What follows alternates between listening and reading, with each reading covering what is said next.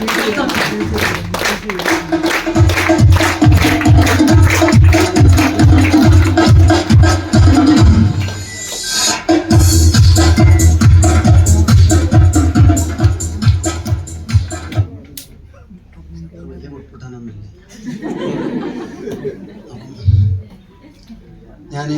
പേര് പരിചയപ്പെടുത്തില്ല, എന്നെ പരിചയമുള്ളവരൊന്ന് കൈ യോജിക്കും നിങ്ങൾ ഇതില്. അപ്പൊ എന്റെ ഏറ്റവും വലിയ അച്ചീവ്മെന്റ് ആണ് ഈ കണ്ടത്. ഞാൻ ഈ ബിസിനസ്സിൽ വന്നിട്ട് എന്തൊക്കെ നേടിയെന്നല്ല, ഇതെന്നെ നേടിയത്. ഈ ആൾക്കൊക്കെ എന്നെ അറിയാലോ. ഒരാളെ മനസ്സിന്റെ ഉള്ളില് നമുക്ക് കയറി നിൽക്കാൻ കഴിഞ്ഞാൽ അതാണ് ഏറ്റവും വലിയ സ്ഥാനം, അല്ലേ? ഇപ്പോ ഇങ്ങനെ നോക്കിയാലേ ഒരു ഈ എന്താ പറയാ മോർണിംഗ് മീറ്റ് തുടങ്ങിയിട്ട് എത്ര സാറേ 3 കൊല്ലം കഴിഞ്ഞില്ലേ? മോർണിംഗ് മീറ്റ് രാവിലെ തുടങ്ങിയ സമയത്ത് ഷർട്ടൊക്കെ ഇട്ടിട്ട് ആണെങ്കിലും കൂടിയിട്ട് വീഡിയോ ഓണാക്കാതെ ഇരിക്കുന്ന ഒരു സമയം ഉണ്ടായിരുന്നു. അന്ന് എൻ്റെ വീട്ടിൻ്റെ ഉള്ളിലാണ് ഞാനുള്ളത്, മറ്റാരും ഒന്നെ കാണൂല്ല. പ്രിയപ്പെട്ട അയ്യൂബ് സാർ വിളിച്ചിട്ട് പറഞ്ഞു, ഇന്ന് കൺക്ലൂഡിങ് ചേറൂരാന്ന് പറഞ്ഞ തുടക്കത്തില്. അതോടുകൂടി ആ മോർണിംഗ് എന്റെ വീട്ടിൽ ഇരുന്നിട്ട് എനിക്ക് കഴിയുന്നില്ല പറിച്ചിട്ട്. ആ സ്ഥാനത്ത് ഇന്ന് ഇതുപോലെ നിങ്ങളെ മുന്നിൽ ഇങ്ങനെ നിൽക്കാനുള്ള ഒരു ധൈര്യം, ഇത് ഞാൻ പരമാവധി ഉമ്മർസാനോട് പറയാം. ഉമ്മർസാ വിളിച്ച് എന്താ പറയാ, ഞാൻ ലോക്കൽ ബസ്സിലാണ് പോകുന്നത്, എക്സ്പ്രസ്സിൽ പോകുന്ന വേഗത്ത് ഇത് തീർന്നിട്ട് വേണം ഇവിടെ കയറാന്ന് വിചാരിച്ചു. സത്യാട്ടോ. കാരണം നിങ്ങൾ ഇവിടുന്ന് കഴിഞ്ഞിട്ട് അവസാനം ഒരു വട്ടം കൂടി ഇരിക്കില്ല, അതിക്ക് കയറി വരാനാണ് ഞാൻ കരുതിയത്.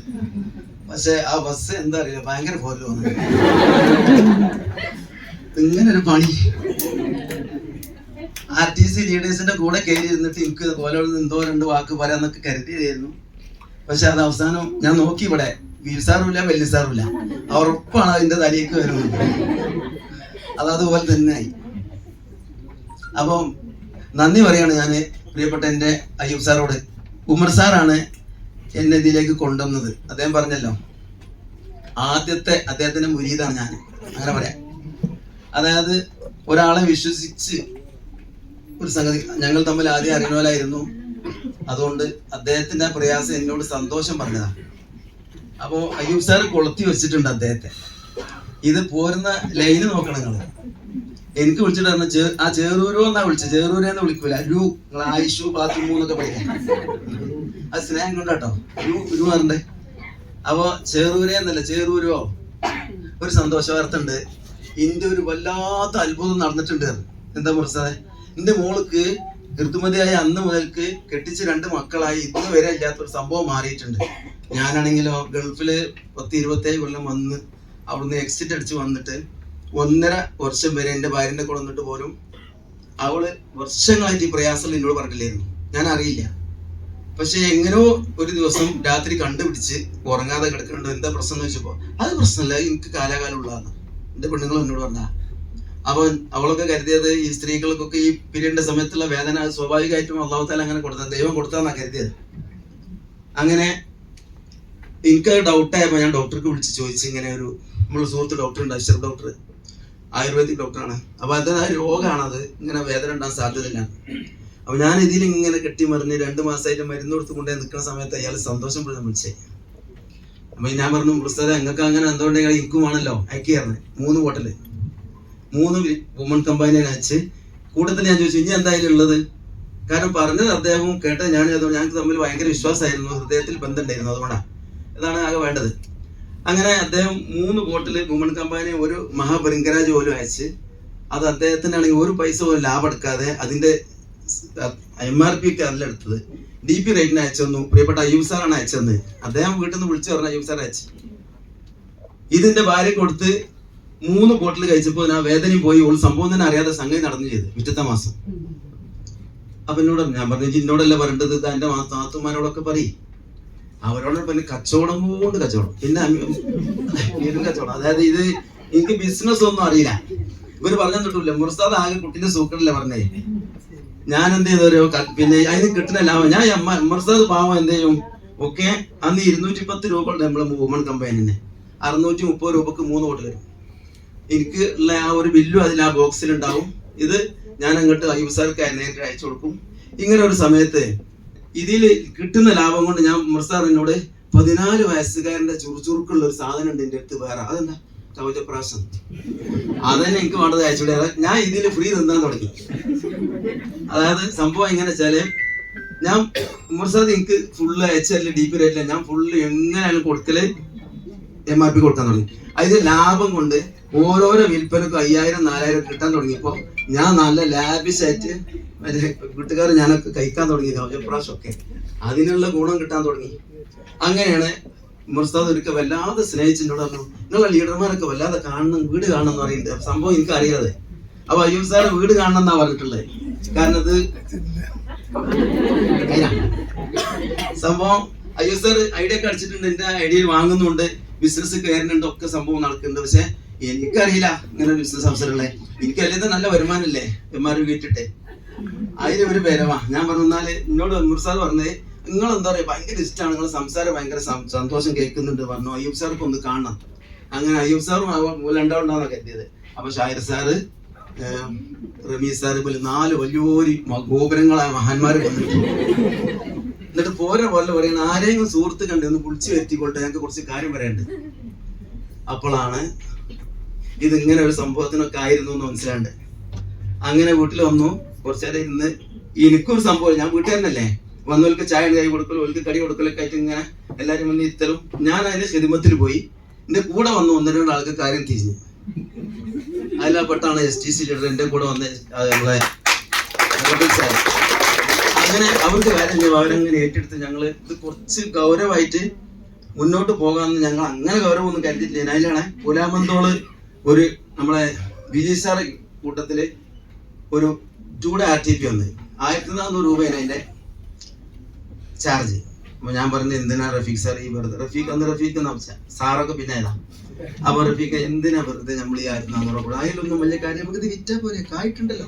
ഞാൻ അങ്ങനെ പറഞ്ഞത്, ഇതറിയില്ല. അപ്പം മൂപ്പർ പറഞ്ഞു, പോയി നോക്കാം, അല്ലെങ്കിൽ പോണ്ട. ഇങ്ങനെ അങ്ങോട്ടും ഇങ്ങോട്ടും ഈ മറ്റേ വിയറ്റ്നാം കോളനിയില് രണ്ടാളും പറഞ്ഞ വഴി അങ്ങോട്ടും ഇങ്ങോട്ടും ഇങ്ങനെ പോണ്ട വെച്ചിട്ട് ഇങ്ങനെ നിന്ന്. അങ്ങനെ അവസാനം ഉമ്മർസ്ഥാൻ വിളിച്ചു. ഉമ്മർസ്ഥാൻ അതിനൊന്നും നിൽക്കേണ്ട ജോലി, വെറുതെ ഓല ലീഡർമാർ പലതും പറയും, നിങ്ങൾ പോണ്ട, ഞങ്ങൾ ആദ്യമായിട്ട് പോണ്ട. നിങ്ങളാരും അറിയില്ലല്ലോ. ബസ്സിൽ എന്നോട് പറഞ്ഞ്, ഇത് അയ്യൂബ് സാറ് ചിലപ്പോൾ ഒരു പക്ഷെ അറിയിക്കാൻ തരും പറഞ്ഞു. അപ്പൊ അയ്യൂബ് സാറൊക്കെ കടത്തി വെട്ടി ഇപ്പൊ ആള് NTC ആണ്. അപ്പൊ മൂപ്പര് പറയാ, ചെറൂരേ പറഞ്ഞു നിങ്ങൾക്ക് കേൾക്കാൻ നിൽക്കണ്ട, വെറുതെ വർത്താനം പറയാം, പോലും പലതും പറയും, നിങ്ങൾ കച്ചവടം ചെയ്തോളി, ഞാൻ അയച്ചേരും വിറ്റോളി. പക്ഷെ എന്റെ കൂടെ ഉള്ള അയ്യൂബ് പിന്നെ റഫീഖ് എന്നോട് പറഞ്ഞ്, ചെറു നമ്മളൊന്ന് പോയി നോക്കാം. അങ്ങനൊക്കെ എന്തോ കാര്യം. അങ്ങനെ 1400 രൂപ കെട്ടി ഞങ്ങൾക്ക് അങ്ങോട്ട്. എന്റെ അടുത്ത് വണ്ടി ഉണ്ടായിരുന്നേനെ, പക്ഷെ ഞാൻ വണ്ടി എടുക്കാതെ എന്റെ 2 ആൾക്കാരെ ജാക്കി വെച്ച് ശരിയാക്കി. കാരണം അവർ ഒരിക്കലും പോരൂല. അവരോട് പറഞ്ഞ്, നേരെ നോക്കണ്ട സാറേ, അത് കുറച്ച് നേരം പോകും. അതാണ് ഞാൻ തുടങ്ങിയ പിന്നെ നിർത്തി കിട്ടാൻ ബുദ്ധിമുട്ടാണ്. മുമ്പ് ഒരാൾ തന്നെ ഞാൻ മോൻ വരാൻ വേണ്ടി യാസി നേർച്ചിരുന്നു, പോകാൻ കത്ത നേർച്ചിരുന്നു. അപ്പം അങ്ങനെ ഞങ്ങൾ 2 പേരെ റെഡിയാക്കി. അവർ ടയോട്ട ഈ ഒരു എത്യൂസ് കാറൊക്കെ എടുത്ത് ഓരോ കാറിൽ നല്ല AC ഒക്കെ ഇട്ട് കുഴപ്പനായിട്ട് പോയി. അവിടെ നിന്ന് ഒരു ഉച്ചയായപ്പോ ഈ വന്ന 2 ആൾക്കാർക്കും ഇത് ശരിയായി നമുക്ക് ഓല് പോയി. ഞങ്ങൾ 2 ഇട്ടേച്ച് പോയി. അതുകൊണ്ട് അന്ന് പിറ്റേന്ന് രാവിലെ വരെ ഞങ്ങൾ ഇരിക്കേണ്ടി വന്നു, ഓല് പോയതുകൊണ്ട്. ഇതാണ് സത്യം. അയ്യൂബ് സാറും റമീസ് സാർ പിന്നെ 1-2 ലീഡർമാർ അന്ന് എറണാകുളത്തേക്ക് എന്തോ ഒന്ന് രാത്രി പോയി ചെയ്ത് ഞങ്ങൾ ആകെ കിളി പോയി. ഇവരെ കണ്ടിട്ടാ ഞങ്ങൾ പോയത്. ഈ ഇവര് നമ്മളെ മുടക്കിയത്. അങ്ങനെ ആ ഒരു മീറ്റിംഗ് പിറ്റേന്ന് വൈകുന്നേരം കഴിഞ്ഞപ്പോഴേക്കും ഇതിന്റെ വലിപ്പം ആകെ പിടുത്തം വിട്ട് ഞങ്ങൾ 2 ആളും. പിന്നെ അവിടുന്ന് പൊലാമന്തോന്ന് വീട്ടിലൊന്നും പോരണ്ട. നേരത്തെ പറഞ്ഞാല് കാണുന്നോലും ഇവൻ കടിച്ചില്ല, നടന്ന് പാഞ്ഞ് കടിച്ചിനോടത്ത് കയറ്റിയത്. ഇതാണ് സംഭവം നടന്നത്. ഈ ഒരു ഒറ്റ പുലാമന്തോളത്തെ ടുഡേ RTP.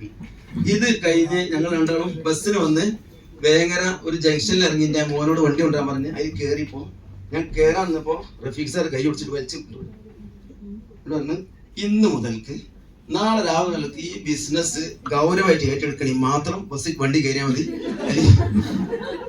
നമ്മൾ റഫീഖ് സാർ പറഞ്ഞ എന്നിട്ട് തീരുമാനിച്ചാൽ മതി, എല്ലാം നിങ്ങൾ വീട്ടിൽ പോയാൽ അവിടെ കിടന്നുറങ്ങുന്ന എന്നോട്. ആ തീരുമാനമായിരുന്നു ഞങ്ങളെ തീരുമാനം. അത് ഈ ബിസിനസ്സിൽ വന്നിട്ട് ചോദിച്ചിട്ട് 4 റൂബിയിൽ നിൽക്കുന്ന സമയത്താണ് ഞങ്ങൾ 2 റൂബി.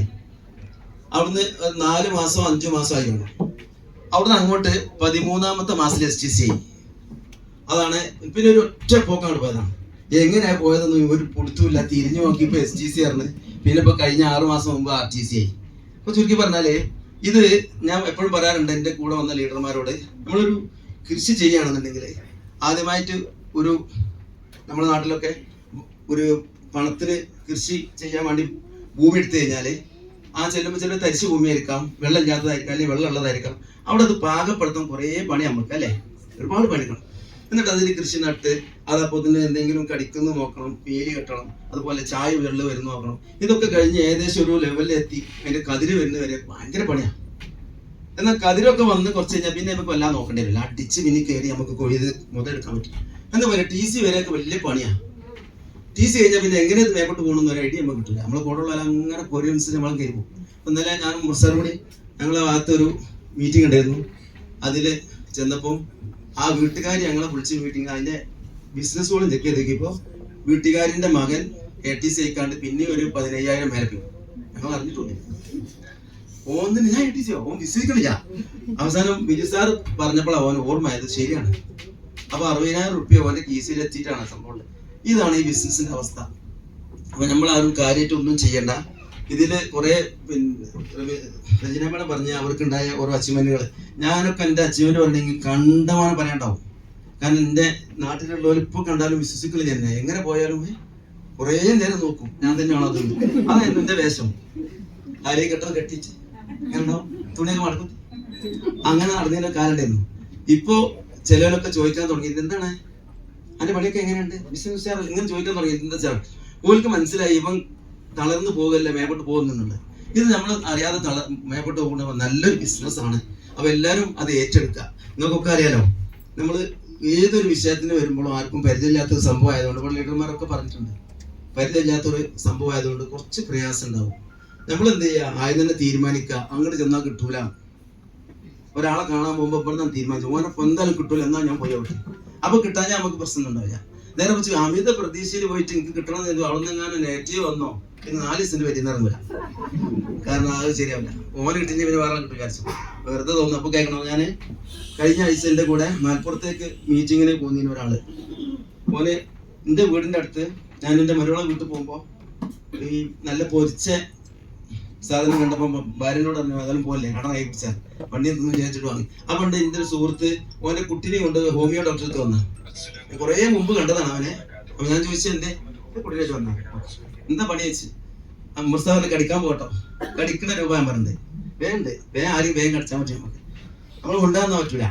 അപ്പൊ എന്താ പണി വെച്ചു, എന്ത് പണിയാണോ, ഒരു പണിയാണ് എന്നാ നല്ലൊരു പണിയുണ്ട്. അതെ എനിക്ക് കാശൊന്നും മുടക്കണ്ട, ഇതിന്റെ കൂടി ഇന്ന മോനെ എല്ലാം അറിയാം, അതുകൊണ്ട് എന്റെ കൂടെ കൂടെ ജയ് ഞാൻ പുറത്തും കൊടുക്കാതെ പോകുന്നു. കാരണം മോനെ നല്ല ഡിമാൻഡിൽ നിന്ന് കണ്ട് ഇത് വിളിക്കണം കേട്ടോ അവൻ എന്നോട്. ഓക്കെ നമ്പർ തന്നു. അങ്ങനെ ഞാൻ രാത്രി അവനെ വിളിച്ച് എന്താ സംഭവിച്ചു ഇങ്ങനെ കാര്യം പറഞ്ഞു കൊടുത്ത്. എനിക്ക് കാണാനായിരുന്നു. വീട്ടിൽ വന്നു കാര്യം പറഞ്ഞു കൊടുത്ത്. കഴിഞ്ഞ ആഴ്ച മലപ്പുറത്ത് മീറ്റിങ്ങിന് വന്ന് ഞാൻ 7,000 റുപ്യ സാധനം വാങ്ങി. ഇന്നിപ്പോ പോരുന്ന പോരല്ലേ ഓന്റെ പെരേക്ക് വിളിച്ചിട്ട് പിന്നെ ഞങ്ങൾ കുറച്ച് ഞാൻ പറഞ്ഞു ഒന്നും ചെയ്യണം, എനിക്ക് ഒന്നും അറിയില്ലല്ലോ, ഒന്നും ചെയ്യണ്ട. ഒരു ടീമിന്റെ അടുത്ത് പോയിട്ട് കുറച്ച് കാര്യങ്ങളൊന്നും പറയാതെ അങ്ങനെ എനിക്ക് പറ്റുന്നവരാണെങ്കിൽ ഇഷ്ടപ്പെട്ട് ചെല്ല. അവരോട് കാര്യങ്ങൾ പറയുന്ന സമയത്ത് ഒന്ന് ജസ്റ്റ് എനിക്ക് വിളിച്ച ഫോണാണ് കൊടുക്കുക.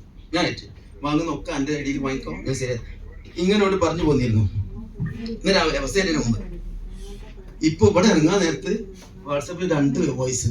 എടാ ചേറൂരിന്റെ മുറ്റത്തെ ചേറൂരുണ്ട് 2 ആള് സുഖമില്ലാത്ത, അവർക്ക് ഞാൻ കൊടുക്കാന്ന് പറഞ്ഞിട്ടുണ്ട്. ഞാൻ ലീഡറായിട്ട് വരാൻ പറഞ്ഞ ആരറിയാം നോക്കി എന്റെ അളാപ്പിയാളാമിയ ഞാൻ അവരോട് പറഞ്ഞു ഈ അളാമാനെ എപ്പോഴും അങ്ങോട്ടും ഇങ്ങോട്ടും പോകുമ്പോ കാണണ്ട. ഞാൻ ചെന്നാ പറഞ്ഞ ആ കച്ചവടം പോയാൽ നിൽക്കണ്ട, ജയിലിൽ പൈസ കൊടുത്തു. അപ്പോ ഞാൻ പറഞ്ഞാല് സ്വന്തം നാട്ടിലുള്ളവർ ആദ്യം ഞാൻ പറഞ്ഞെന്താ വെച്ചാൽ നിങ്ങളെ നാട്ടിൽ പോയിട്ട് പറഞ്ഞാല് ഇജി പാത്തുപോട്ടില്ല നബീസല്ലെന്നറിയും മൈൻഡേ ഇല്ല. നിങ്ങൾ തൊട്ടടുത്തുള്ള ഏതെങ്കിലും കുടുംബക്കാരെ കൊടുക്കാണ്ട് കുന്നിട്ട് പോലെ എന്തിനും പിന്നെ പോയൊക്കെയാണ് അത് സ്വീകരിക്കും. ഇപ്പൊ എളാപ്പാന്റെ എളാമ്പാക്ക് സോക്കളെ എനിക്ക് നല്ല പറയാം, അതിന് സ്ട്രോക്ക് ഉണ്ടായതാണ് എനിവേ ഇവിടുത്തെ മാറും. പക്ഷെ അവിടെ പറയാൻ പറ്റില്ല. ഈജിപ്പോ എന്നേ ചോദിച്ചു എളാമ അത്രയും പറയില്ല. അതോടുകൂടി ആ ഏരിയ മൊത്തം പോകാം, ഞാൻ ഉണ്ടാകുന്നുണ്ട്. അപ്പൊ ഇവൻ പോയിട്ട് അവിടെ പിടിച്ചേ എന്നോട് 2 വീട് അപ്പുറത്താ. ഇപ്പൊ വോയിസ് തന്നെ ഞാൻ ബസ്സിൽ നിന്ന് ഇങ്ങനെ കേട്ടതാണ്. ഞാൻ കുറെ ചിരിച്ചിട്ട് പറഞ്ഞാ എന്റെ അളാപ്പിയാണ് മറ്റേ ദൈവം എത്തിച്ചാലും പോയിക്കൊണ്ട് കൊടുക്കണം, സുഖമായിട്ട് ഞാൻ പോയിക്കോ, നിങ്ങൾക്ക് എങ്ങനെ ഉണ്ടാവും എന്റെ കയ്യിൽ നിന്ന് അങ്ങനെ പറ്റുള്ളൂ. അപ്പൊ ഇതാണ് നമ്മൾ ബിസിനസിന്റെ ഒരവസ്ഥ. ഓരോരുത്തരോടും പറയാനുള്ളത്, എനിക്ക് കൂടുതൽ എക്സ്പീരിയൻസ് ഒന്നും പറയാനില്ല. ഇതാണ് നമ്മൾ കൂടുതൽ ഇതിനെ പറ്റിയിട്ട് പഠിച്ച മുമ്പ് നമ്മളെ സത്യമാഷ് പറഞ്ഞാൽ ഇതിന്റെ വലിപ്പം എത്ര, വേറെ എത്ര, തൂങ്ങി സാവാനൊക്കെ ചോദിച്ചാൽ തമാശ അറിയും മൂപ്പരെ. അതൊന്നും ഇങ്ങനെ കുറെ കൂടുതൽ ഇത് പഠിച്ചുകൊണ്ട് തന്നെ പ്രവർത്തിക്കാനുള്ള സംഭവമാണ്. നമ്മളെല്ലാം പഠിച്ചു കഴിയുമ്പോഴത്തേന് നമ്മൾ കൂടെ കാലിലോട്ടുന്ന മണ്ണൊക്കെ ആരോപിച്ചോട്ട് കൊണ്ടേ കാണും. സത്യ നിങ്ങൾ ആരെങ്കിലും ചേർത്തുന്ന മനസ്സിലുണ്ടാവും, പക്ഷെ നിങ്ങൾ പഠിക്കട്ടെ ഓനെ വേറെ ആരും ചേർത്തി പോയി കാണും. അപ്പോൾ ഞാൻ വിചാരിച്ച ചെറൂർ എന്ന പ്രദേശം ഞാൻ മാത്രമേ ഉള്ളൂ എന്നാ കരുതിയിരുന്നത്. നമ്മളെ പിന്നെ ബാലുശ്ശേരി പ്രോഗ്രാമിൽ ചെന്ന് നോക്കിയപ്പോ 5 പെണ്ണുങ്ങൾ എന്റെ തൊട്ടാൽ മുറ്റത്ത് കൂടെ ഒരു വഴി എടുക്കില്ല. നിങ്ങൾ എന്താ ഇവിടെ, അല്ല നിങ്ങൾക്ക് ഈ പരിപാടി ഞങ്ങൾക്ക് അറിയാം, എന്നോട് പറയാം, പക്ഷെ നിങ്ങൾ ഇത്ര പേര് കൂട്ടിടാൻ മാത്രം ആയിക്കോട്ടെ, ഞങ്ങൾ അങ്ങനെ നിങ്ങൾ പറഞ്ഞതാ ബാലോടി ടീച്ചർമാരൊക്കെ ഇപ്പൊ 7 ആളായിക്കോളത്. നമ്മളെ അനീഷ് സാർ രാമനാട്ടൻ മൂപ്പര ലീഡർ, ഇടയ്ക്ക് അനീഷ് സാർ എന്റെ വീട്ടിലെ ഇങ്ങനെ പോലീസ് ഞാൻ പിടിച്ച്, എന്താ സാർ അത് എന്റെ ടീമുണ്ട് ഇവിടെ. ഞാൻ പറഞ്ഞു ഞാൻ എന്ത് ഹെൽപ്പ് ചെയ്യണോ ചെയ്യാൻ, ആളുമില്ല അതല്ലേ പറയാൻ പറ്റുള്ളൂ. അവർ ഇപ്പൊ എന്റെ ഭയങ്കര കാര്യമായി വരുമ്പോൾ ഓർക്കൊക്കെ ആദ്യം എന്നെ കാണോടുന്ന് ഒഴിഞ്ഞു പോകുമ്പോൾ എന്റെ വണ്ടിയിൽ പോരുന്ന സ്ഥലം കയറാനൊക്കെ നോക്കും. ഇതാണ് സംഭവം. നമ്മൾ ഇങ്ങനെ ഇട്ടാവട്ട് നോക്കി എന്നാ കിട്ടൂല, മേപ്പോട്ട് പോകണം. അവിടെ ഞങ്ങൾ ഇന്ന് മുർസ്താദ് പറഞ്ഞ് നമുക്ക് ഇന്ന് വയനാട്ട് പോകണം. ഈ വയനാട്ടിലുള്ള വ്യക്തി ഒരു ലേഡി ലീഡറാണ്. ഞാൻ അറിയ പോലും ഇങ്ങനത്തെ അതിന്റെ രൂപം കോലം. പക്ഷെ മുനീർ ദാരിമി ഒരു ഉസ്താദ് ഉണ്ട്, അയാൾ ഇന്നിപ്പോ ഇവിടെ വരും. അയാള് ജബ്ബാർ ദാരിമി ഒരു ഉസ്താദ് ഉണ്ട്, അയാൾക്ക് ഒരു സുഹൃത്ത് എവിടെ ഉള്ളതാണ്. ആ മനുഷ്യനെ പരിചയപ്പെട്ട ഒരു സ്ത്രീയാണെന്ന് വയനാട്ടിലുള്ളത്. ഞങ്ങൾ മുനീർ ദാരിമി അടക്കം കണ്ടിട്ടില്ല, ഈ ജബ്ബാർ ദാരിമിയും കണ്ടിട്ടില്ല. ഇന്ന് പോയിട്ട് വേണം ആ സാധനം എങ്ങനെയുണ്ട് നോക്കാൻ. അന്ന് ഞങ്ങൾ 3-4 ലീഡർമാർ ഒന്നായിട്ട് പോവാണ്. എന്നിട്ട് വയനാട്ടിൽ ഞങ്ങൾ വലിയൊരു സംഭവം ഉണ്ടാക്കും. എല്ലാ വ്യാഴാഴ്ചയും ഞങ്ങൾ ഇവിടെ വരും. നിങ്ങൾക്ക് കണ്ടാൽ അടിച്ച് പൊളിച്ചിട്ട് ഞങ്ങളാണ് പോകും. അങ്ങനെ ഇപ്പൊ തീരുമാനിച്ചിട്ടുള്ളത്. അയ്യൂബ് സാറൊക്കെ സ്ഥിരമായിട്ട് വയനാട്ടിൽ കയറുന്ന ആളാണ്. ഞാൻ അയ്യൂബ് സാറിന്റെ ടീമൊക്കെ അവിടെ ഞങ്ങളെ ഒരു കസ്റ്റഡിയിലാക്കാനുള്ള തീരുമാനമാണ്. എങ്ങനെ എന്നാലും കണക്കല്ലേ നിങ്ങൾക്ക്. അപ്പൊ ഏതായാലും പ്രിയപ്പെട്ടവരെ, നന്ദിയാണ് ഇതിനൊക്കെ വേണ്ടത്.